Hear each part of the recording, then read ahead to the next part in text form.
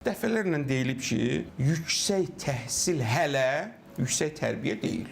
Bunlar fərqli şeylərdir. Bugün dünyanın ən aparıcı universitetlərinin trend mövzularından bilirsiniz nədir? Deyir ki, biz yüksək təhsili veririk, yüksək hüquqşünas olur, yüksək həkim olur. Amma məsuliyyət yoxdur.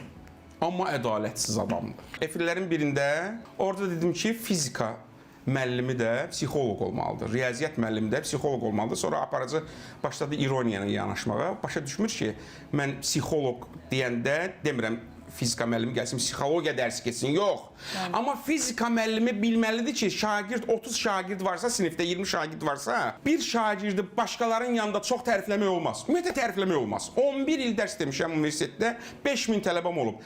Hələ bir dəfə də olsun bir tələbəni lap yüksək səviyyəlidir. Başqalarının yanında tərifləməmişəm. Olmaz da bu. Sən o birisləri dəyərsizləşdirirsən, problem yaradırsan, travma yaradırsan.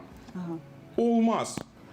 Psixoloq olmalıdır, riyaziyyat müəllimi də psixoloq. Bunları bilməlidir ki, riyaziyyatı sevdirsin, fizikanı sevdirsin.